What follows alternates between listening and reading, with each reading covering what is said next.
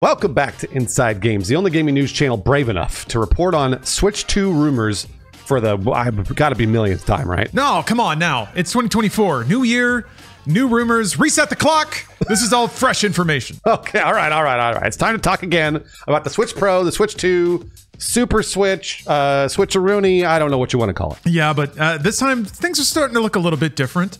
Rumors are starting to finally line up. Everything's kind of aligning into one story as opposed to a ton of different ones. So maybe we're actually looking at some true information for once. Wow, that's crazy. Okay, so let's talk about the fresh batch of Switch 2, Nintendo Switch 2 rumors.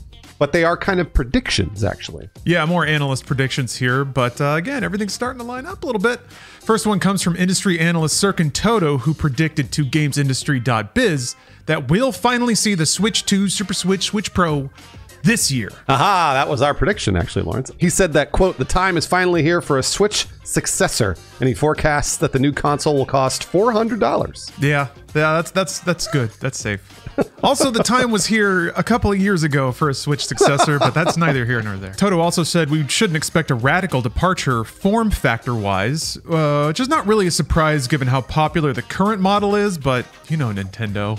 Now, you know, you really honestly never know. They might just do something weird.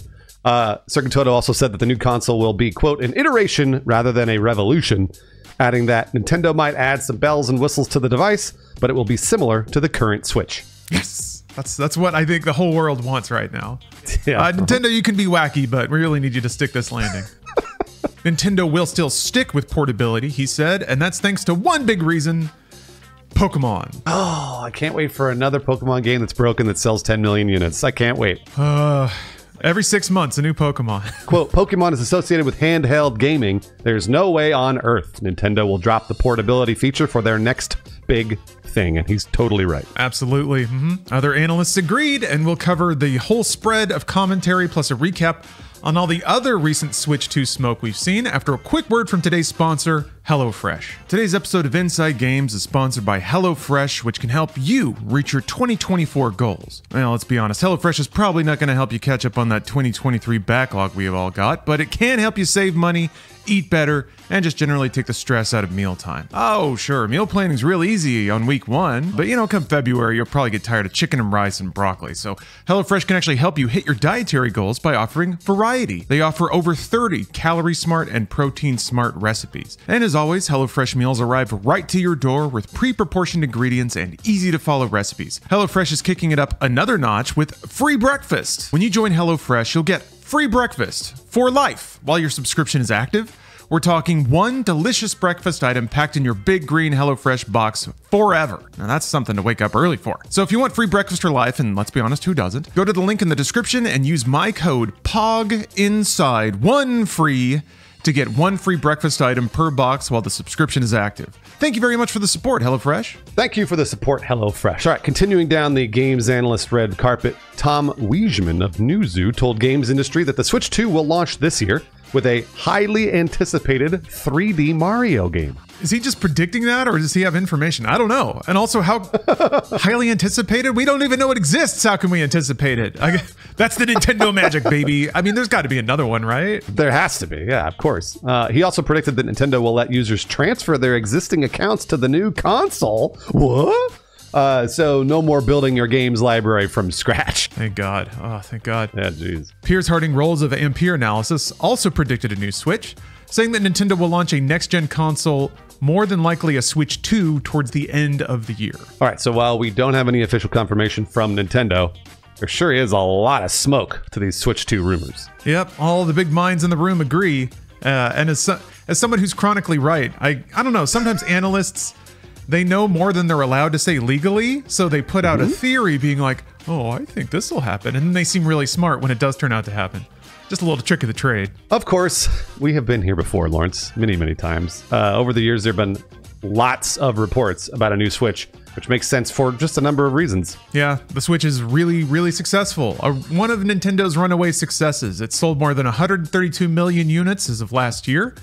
It's achieved that rare feat for a gaming console. It crossed over into the mainstream in the way that the Wii did. Also, the Switch is old. It turned 7 in March of this year, which is pretty long in the tooth for a console usually. I remember when the Switch came out. I rode my bike home drunk and ran into a tree. Oh, yeah. Fell on the floor laughing, made it the rest of the way home with a tear in my jacket, and played Zelda the rest of the evening. It was magical. I remember that too. That was another age, Bruce. I can't do that anymore. And that should be evidence of how old the Switch is. And like me, the Switch has gotten older. Also, like me, its sales are dropping.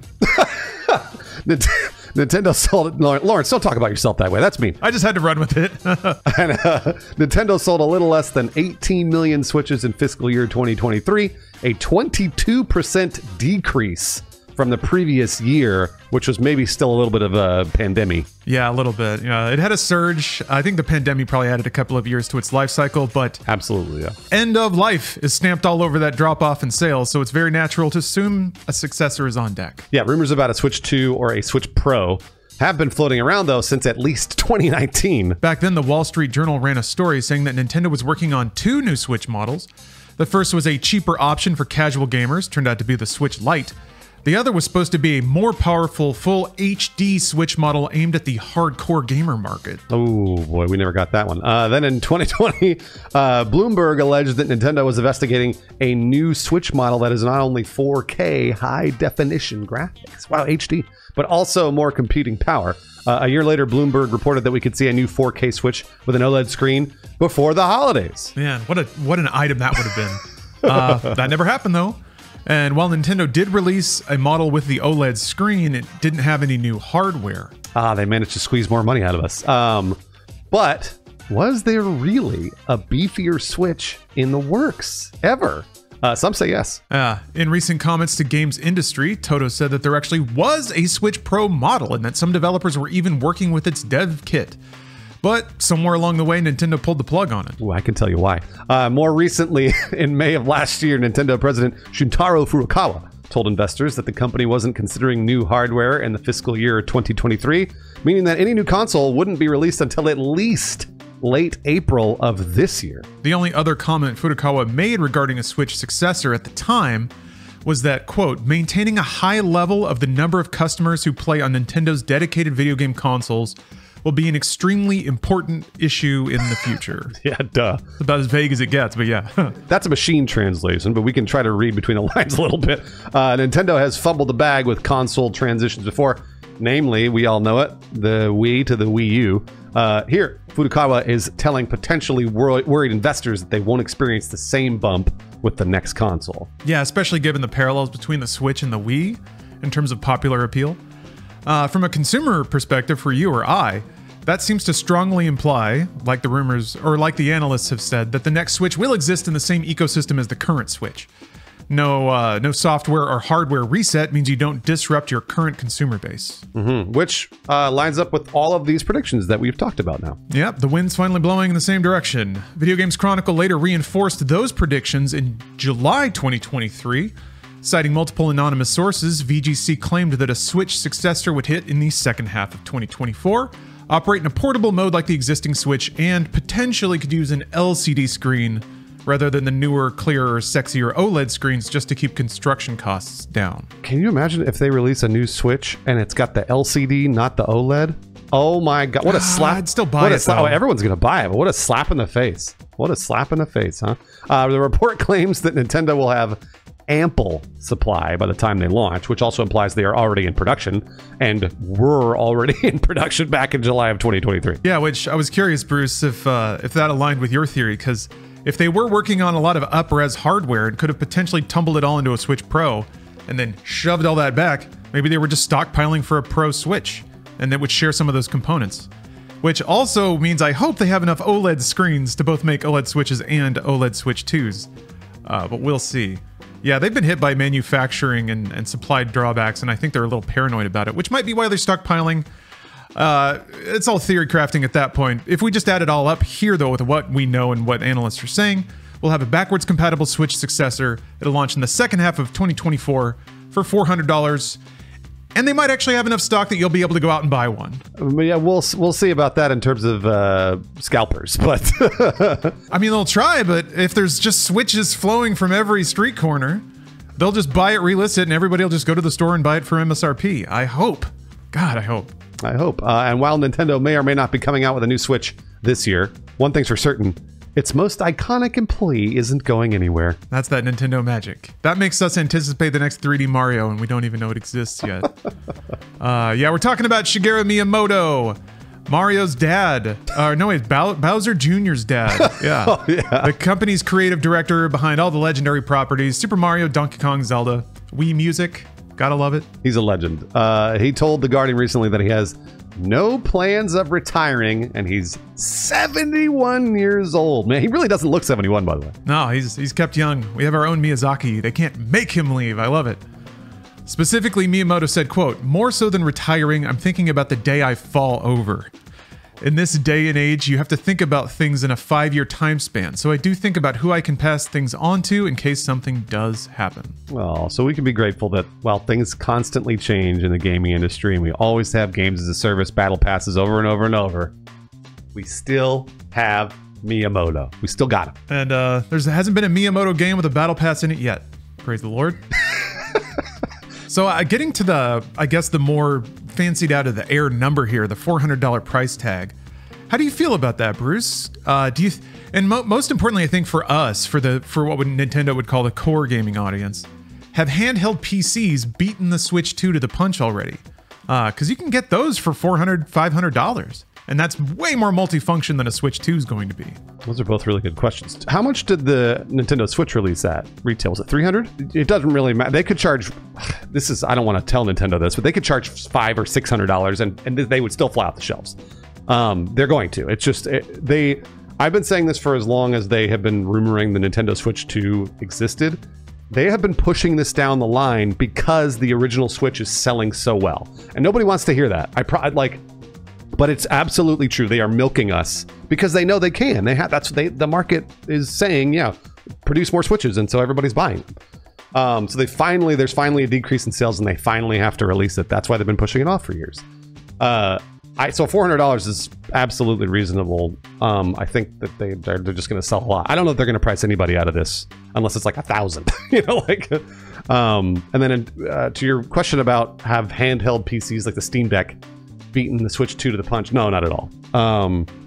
Steam Deck is selling great, but I think Steam Deck is selling to you and I, people that love PC games, and some people that don't, but generally speaking, PC gamers. The Switch is for everybody. This is, sold 132 million units in 7 years. That's crazy. That is like, what? I don't even know what percentage of the world that is. It's just wild. So no, the Switch 2 is just going to be a runaway success, and I just desperately hope we don't have to fight with scalpers over the Switch 2. Please don't let that happen. I think Nintendo is very, very conscious of that. I think they seem to really feel the sting of not having enough supply for quarantine demand. Bruce, to what you said about milking, I agree. Nintendo's, from a consumer perspective, yeah, they're milking the generation. From a business perspective, it's the most efficient thing you can imagine. They don't want to cut the tail off of any potential Switch sales. And thanks to quarantine, I think they got to, like I'd alluded to before, they got to enjoy 2 more years of healthy sales on a platform that's getting older and cheaper to make. So their margin was getting bigger, their sales were going up. There's no reason at all to undercut that with a new hardware platform that has a smaller margin and is harder to make. So I think they enjoyed the surge for what it was. They extracted as many sales out of it as they could, and that only goes to spread the base for Switch 2. So they played their cards really right. I think the sales drop-off does mean that by the numbers, by the business now, it's time. Now they just have to get all their ducks in a row, and they seem to have learned their lessons really well. That's one of the things I look at is how do companies handle the same situation as they're in it multiple times? They had a surprise blow up with the Wii. They admitted they fumbled the ball by not launching enough first-party software to get people in the ecosystem of buying software. All right, Switch launches. They had a launch every 6 months after the Switch hardware platform launched, and people bought tons of games. Because of that, now they have a lot of software momentum out there that they have to carry over into Switch 2. So I think their learnings from the launch of the Switch is that supply is the most important. They have everything else, right? They're just hitting the next bottleneck, and now they've figured out how to capture the public interest. They know the software everybody wants. It'll probably launch with a Mario Kart, maybe an Animal Crossing, potentially a 3D Mario, which is a pretty big deal. Nintendo hasn't done that in a while. So they got the software behind it. They know how to like get people in the ecosystem. They already have a lot of dedicated customers. All they've got to do is make sure that everyone that wants to buy a Switch can buy one. And I think they're keenly aware that that's like the next hurdle to jump. So if they've been stockpiling Switches for the last year and a half, sheesh. That unfortunately means the tech spec is not as aggressive as I'd like it to be, but it's Nintendo, so what do you expect? I don't know. It seems like they learned their lessons well. They go at the next one with very deliberate strategies, and so far those strategies have paid off. So I hope, pray to God. I guess my utmost hope is that they've been working on like a direct sales queuing system themselves in the way that Sony has. Ooh, that'd be great. Okay, yeah. Yeah. Imagine Nintendo like drop shipping and selling direct to customers and not having to go through retailers. I mean, they probably would just for the sake of mass market sales. But for early adopter sales, I don't know. That's a bit much for Nintendo, but I can pray. One thing we haven't talked about too is Nintendo could take over 2024. There is nothing else that's big in this year. We don't have a GTA. We honestly, we have a few game releases, but really nothing like 2023. And obviously there are no new consoles. So Nintendo could easily take over this year, no sweat. Yeah, there's a lot of open space for them to swoop. And I think a lot of buying intent that nobody's really claimed yet. So, yeah. All right. So here are some patrons. We have an Inside Games Patreon. They support us every single month on that Patreon. Here's some patrons whose uncles are already playing the Switch 2. I don't know how they got it, but they must work for Nintendo. Red N003, Zach the Hack, Brandon Young, and Matt Bogenberger. And those uncles out there. We got some more patrons whose uncles are Mario. It doesn't get more insider than that. Christian Morgan Anderson, Evan S. Compton, Ryan Daraberry, and Kyle Heaton. You got to cut us in on these secrets. You got to tip us off. Lots of interesting and honest feedback on our Starfield Games cast, which people are still watching and commenting on, by the way. It turns out Starfield disappointed just about everybody for a wide variety of reasons. We tried to go through them all, but we obviously did not cover them. We found this comment relatable from today's Inside Games Inside Gamer. Lawrence, why don't you take it? Yeah, Contevent. There we go. It took me a second. Yeah, I'll boil down part of this, but I think I resonated with this pretty strongly. Contevin writes, I enjoy consuming negative content because it is passionate and against something I care not for. I would and do enjoy passionate, positive content about things I love. I'm a big fan of Cinema Wins and dislike Cinema Sins because I find them petty and unrelatable. However, considering Starfield in particular, it is also some kind of vindication. They go on to say that they didn't really enjoy Skyrim, found Fallout 3 a little middling, things like that. Starfield being dunked on is a validation of my feelings. It is both reassuring and nice to hear that the formula is indeed wrong. I still do not get why people play Skyrim, especially after I listened to hours-long analysis of the Elder Scrolls games showing a steady degeneration of both lore and gameplay since Morrowind, but at least I can enjoy Starfield's downfall. I love that he says that the formula is indeed wrong, even though that is absolutely not proven. That is your opinion, 100% your opinion, but it is not indeed wrong. It's just you don't like it. Yeah, it's bold language, but I have to admit, I remember looking around in 2011 being like, you guys, this is the game? Skyrim? It's got fun parts, I guess, but anyway. So yeah, there's a part of me that's like, people finally realized that it makes you feel a little less crazy. So I understand that part of it, and I can see seeking that out. Yeah, there's another idea percolating there, but it's a little too broad for the end of today's Inside Games, but maybe we'll get into it soon. Lawrence, I'm sure we'll report on Starfield soon. Don't worry. It seems to come up in the news every other week, so we'll be there.